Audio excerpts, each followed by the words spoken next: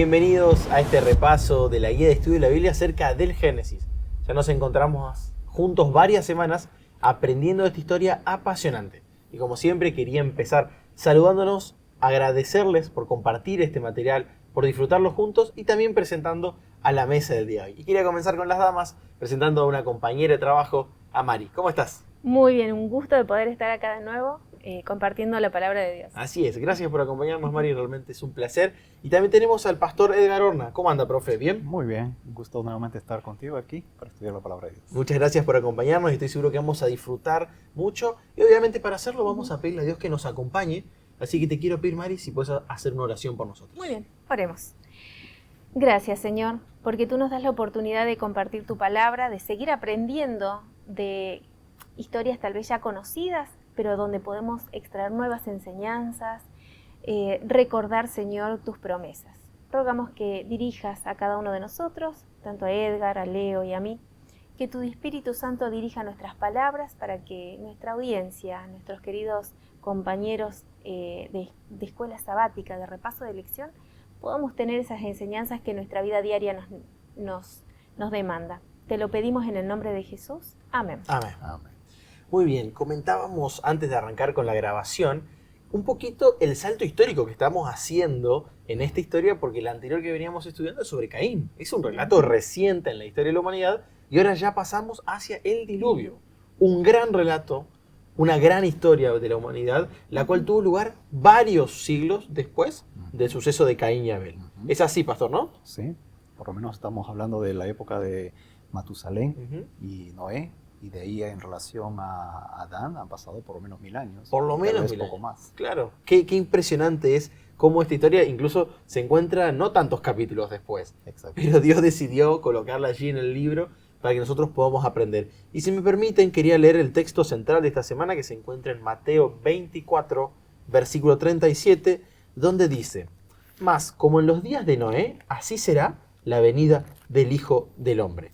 Edgar, quería preguntarte en torno a Dios y las instrucciones que le da a Noé, ¿no? Porque todo surge con Dios pidiéndole una tarea, me animo a decir, titánica, una tarea grande, que le pide a su siervo Noé, y bueno, tenemos que adelantar con un pequeño spoiler la obediencia, porque se embarcó, valga la palabra, en una construcción. Así es. ¿Qué podemos aprender nosotros de Dios, de sus instrucciones y de la obediencia de Noé? Hay varias lecciones, la verdad. Yo anoté aquí algunas ideas, pero todo parte de una palabra particular que llama la atención por las veces que se repite. Capítulo 6, el último versículo, el versículo 22, termina diciendo: y lo hizo así Noé. Interesante, ¿no? Y añade: e hizo conforme a todo lo que Dios le mandó. Claro. O sea, recalca la primera idea. Pero ese verbo asá en hebreo, que se traduce aquí como el hizo, ya aparece desde el versículo 14 varias veces. Hazte un arca de madera, aparece 5 veces. Versículo 14 aparece 2 veces, el 15 dice la harás, y da las medidas ahí, el 16 nuevamente, al final del 16 otra vez. Entre el versículo 14 al 16 aparece varias veces. Mucho énfasis, ¿no? Mucho énfasis, exactamente. Y termina el capítulo diciendo: y así lo hizo. Claro. ¿No? Y en la lección también se vincula con la experiencia de la construcción del arca y del particularmente el santuario, ¿no? En la que Moisés finalmente dice: todo lo que Dios le pidió, lo hizo tal como lo mandó. Entonces, una primera lección interesante aquí, que creo que vale la pena rescatar, es que las órdenes que Dios da son instrucciones primero explícitas, claras, transparentes. Claro. Y en toda la Biblia, muchas de esas órdenes que son parte del pacto, de la ley de Dios, son buenas.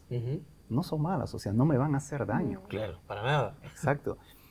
Ahora, lo segundo que recalca el texto es que él obedeció, o sea, él no le puso a Dios alguna observación, digamos, de: mira, Señor, aquí primero no llueve. Segundo, no sé cómo es un barco. Él simplemente no dijo nada y se puso manos a la obra. Interesante. Pero hay un detalle interesante que aparece en Hebreos 6, 11, 7, cuando Pablo hace referencia a Noé como uno de los hombres de fe, que llama la atención por lo siguiente. Hebreos 11, El 7 dice, por la fe Noé, cuando fue advertido por Dios acerca de estas cosas que aún no se veían, dice, con temor preparó el arca. Y esa actitud la encontramos en el capítulo 6 de Génesis, en el verso 8, cuando dice, pero Noé halló gracia ante los ojos de Dios. Y ese es un tercer elemento del que podemos aprender, porque él, ¿qué lo lleva a obedecer? Él no está obedeciendo a ciegas, no está buscando tampoco su salvación simplemente porque Dios lo dijo.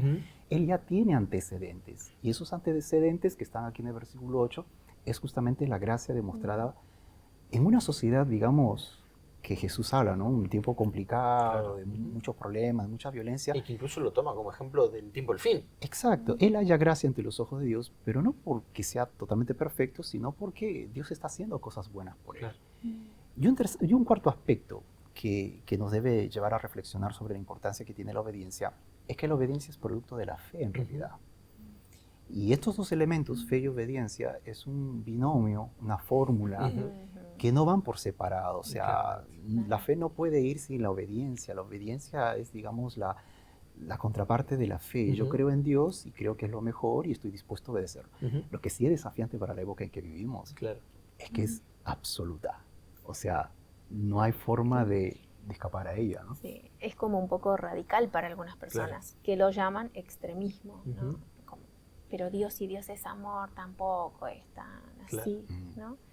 Creo que también eso jugó en aquel tiempo el hecho de extender y de no creer, ¿no? Tal cual. Y Mari, te quería preguntar porque, bueno, Edgar nos comentaba muy bien este binomio, fe y obediencia. Parece que está presente en la vida de Noé y de su familia y por consecuencia sus vidas fueron libradas, ¿no? Ellos hicieron el arca, porque si no, ¿dónde se iban a subir, digamos, ¿no?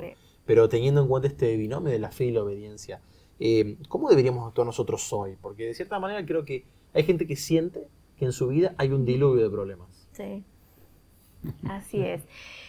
Y esa es la parte donde el tema de la fe, y a veces personas te dicen, pero yo creo en Dios. Claro. A ver, y entonces entendemos que fe no es creer solamente. La fe es confiar.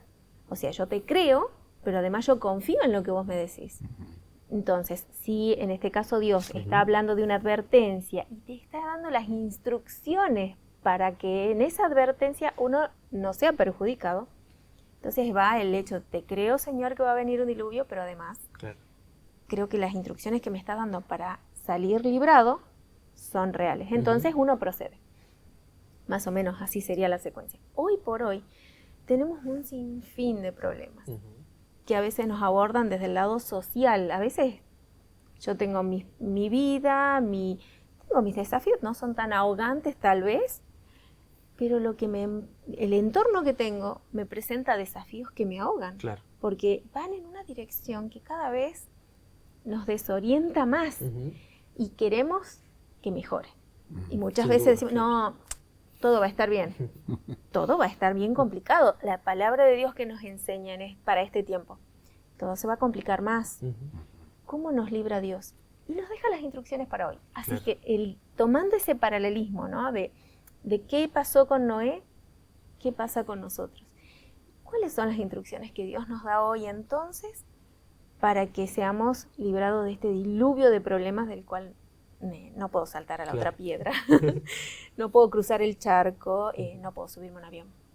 Entonces la consigna sigue siendo la misma, ¿no? Ver, escuchar o dejar que la voz de Dios me hable diciéndome cómo se libra hoy, cuáles son las instrucciones a seguir para hacerle frente a los diluvios del día de hoy. Y si Dios me dice que haga algo, lo hago. Sí. Parece que ese es responder aún así, dice Jehová, sí Señor, lo estoy haciendo, lo voy a hacer. No porque eso me va a salvar en sí, no por lo que yo hago, porque hasta lo que yo hago puede fallar, ¿no? Sin embargo, cómo Dios interviene para ayudarme, ¿no?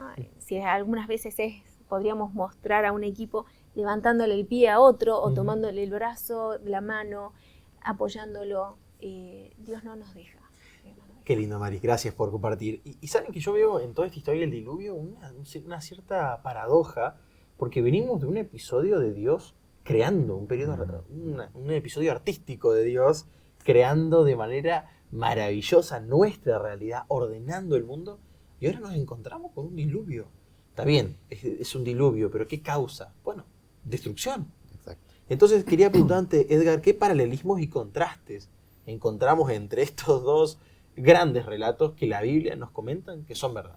Sí, hay varios términos que hacen pensar. Cuando Ujú. uno lee así nomás, rápidamente no lo percibe, pero una lectura detenida primero encuentra una primera idea de lo que tú ya mencionaste, ¿no? La creación, una cuestión de orden, Ok, y ahora volviendo al diluvio, una cuestión de desorden. claro. Pero hay varios términos que se repiten que permiten ver una acción opuesta a la que se había venido haciendo en la creación. Ujú. Por ejemplo, se menciona el número 7, se menciona macho y hembra, hablando acerca de Ajá. los animales, se habla de aves, se habla del agua también.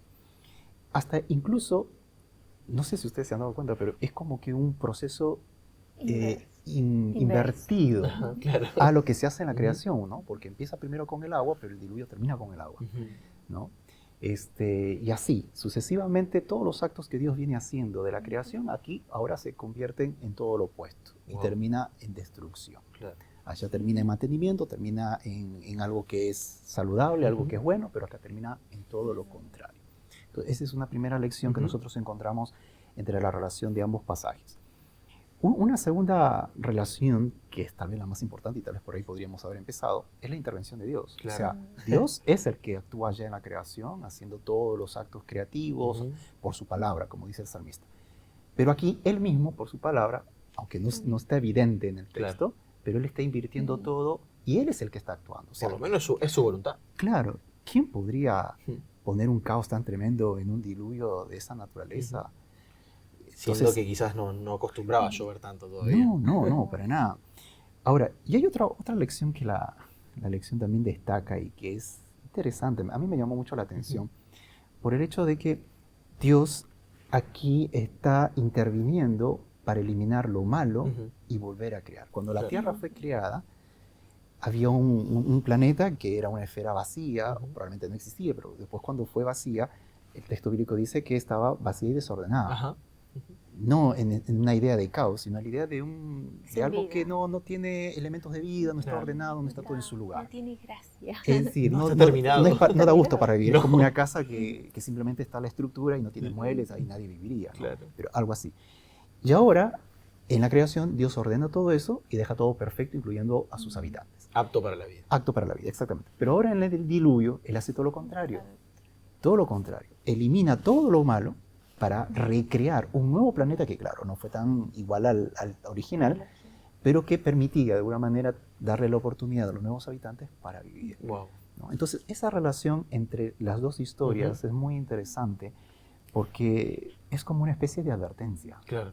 Ujú. Es como decirle, mira, se vuelven a portar mal Puede pasar. y los impíos se van a perder, Claro. pero al mismo tiempo tiene un mensaje de esperanza porque dice, así como Noé se salvó, y mensaje que de paso llegó a todos ellos. O sea, el diluvio no vino sin antes darle la oportunidad de arrepentimiento, pero ha quedado como una especie de evidencia para quienes vivimos en esta época de que cuando Dios dice una cosa, lo va a hacer. Y no hay que olvidarnos que ahí en el capítulo 6 de Génesis dice que el pensamiento de ellos era de continuo el mal. O Exactamente. sea, definitivamente esto fue una consecuencia de lo que sucedía en la cabeza y en los corazones de ellos. Ujú. Y Mario, yo quería preguntarte una pregunta, valga la redundancia, hasta que me dé un poquito de gracia. Quería preguntarte lo siguiente, porque se habla de que Dios se va a acordar, ¿no? Sí. En contraposición, ¿podemos decir que Dios se olvida? Se olvida. Bueno, nosotros a veces bajamos a Dios a nuestra condición. Entonces pasa lo mismo con el tema del celo. Claro. Ah, no, si Dios es celoso es imperfecto, porque los celos son malos. Y no entendemos bien en realidad lo que es el original, el celo original, ¿no? Y lo malentendemos con el egoísmo. Claro. Y en este caso pasa lo mismo. Generalmente, entre nosotros decimos, me acordé, ahora me acordé. ¿Por qué? Porque me había olvidado. Generalmente utilizamos la palabra acordar porque nos hemos olvidado o temporalmente lo había dejado de lado. Y esa es la diferencia con Dios, entre Dios y nosotros. Que Dios, cuando la Biblia menciona que Dios se acuerda, en realidad significa Dios no ha dejado de tener presente tal cosa. A eso es a lo que se refiere la palabra de Dios cuando dice que Dios se acuerda. Podemos verlo en otros casos, ¿no? En el caso de Ana, que no podía tener hijos. Bueno, Dios se acordó de Ana, pobrecita. Claro. O sea, tanto Ana lloraba. No es que pasó la vista, se la cruzó, dijo, ¡ay, cierto, estaba Ana! Exacto. O con el pueblo de Israel, cuando caía en pecado y caía en cautiverio, y después de que ellos muchos gemían, como en el caso de Egipto, ¿no? Y Dios se acordó de O sea, que Israel. 400 años se había olvidado. Se había olvidado. No, exactamente. El hecho de que la palabra de Dios diga, de que en su palabra diga que Dios se acordó, significa que Dios mantiene presente en su memoria. Claro. No como en el caso nuestro de que nosotros nos acordamos porque previamente lo habíamos dejado de lado o lo habíamos olvidado. Es más, es una certeza de estabilidad. Exacto. Qué bueno. Esa es la diferencia. Qué maravilloso, porque Dios actúa de formas que nosotros no podemos actuar, porque nuestra memoria es limitada. Totalmente. Y de hecho nos olvidamos muchas cosas, ¿no? Por eso volvemos a tropezar con las mismas piedras. Y por eso es que necesitamos muchas veces hacer estos estudios y repasar. Y es increíble, porque cada vez que repasamos encontramos algo que anteriormente se nos escapó. Edgar, quería preguntarte, porque vos mencionabas en la pregunta anterior en torno al paralelismo entre la creación y el diluvio. ¿Hay cambios notables después de esto? Cuando Noé sale, cuando logran quizás establecerse en algún lugar, ¿cambió algo del orden de las cosas? Y sí, en la naturaleza no llegó a ser la misma. Evidentemente cuando él sale y transpone la puerta, primero estaban en una montaña que él nunca había visto. Claro, estaban en el valle. Claro, y en segundo lugar va a cambiar también la alimentación, que el capítulo 9 va a mencionar, siendo que ahora el planeta iba a demorar y además iba a ser más complicado de producir alimentos, entonces no iba a conseguir fácilmente todos los productos que él necesitaba. Claro. Entonces Dios les autorizó comer carne, no cualquier carne. Claro. El texto deja entrever, y también el contexto mayor de toda la Biblia, de que eran alimentos limpios, carne limpia. Bien, según Levíticos 11. Exactamente.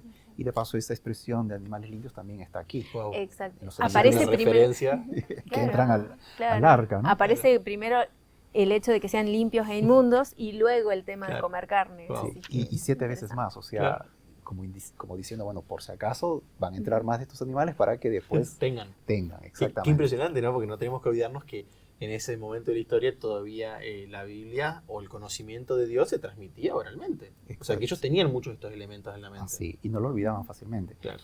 Pero esa orden o esa permisión, digamos, tenía una orden. La orden de no consumo de sangre, ¿no? Que después se va a repetir varias veces. Pero llama la atención que tal vez una de las acciones que él ya la venía haciendo, pero cobró un marco especial, es que en el sacrificio que él hace, bueno, de paso, lo primero que él hace es un altar. Claro. O sea, él no sale primero a observar, a dar una vuelta alrededor del arca, a medir la situación, no. Primero lo que hace es levantar un altar y adorar a Dios. Primero a Dios. Y agradecer. De hecho, es un sacrificio de agradecimiento a Dios porque el diluvio duró probablemente un año, un poco más de un año. Wow. Entonces, y él fue paciente, de paso, para que le abrieran la puerta también, ¿no? Sí, no se tiró. No, al contrario, esperó que Dios dijera, bueno, ahora es momento, ¿no? Wow. Y lo primero que hace es agradecer a Dios, ¿no? Tal vez es una de las lecciones más importantes, porque en la vida diaria, ¿cuántas veces somos agradecidos a Dios por pequeñas cosas? Claro, esto era grande, sí, pero hay muchas cosas pequeñas que Dios nos ofrece y no siempre a veces somos agradecidos a Él, ¿no? Tal cual. Incluso, Edgar, te ha estudiado la relación entre la gratitud y la felicidad. Y sí. Es decir, un ejercicio de gratitud favorece nuestro propio bienestar. Así es. Nos ayuda a enfrentar mejor los problemas. Muy bien. Y Mari, tenemos pocos minutos por delante, pero tanto la creación como el diluvio está plagado de señales, ¿no es cierto? De monumentos allí que indican, que explican algo. En el diluvio son muy claras las señales, allí tenemos algún elemento colorido. Exactamente. Al igual que la creación, viene a ser otro de los paralelismos o cosas similares. En este caso no es un día, es el arco iris, ¿no? Que justamente hoy por hoy lo vemos. Hoy por hoy lo vemos. Lo podemos apreciar. Lo podemos apreciar.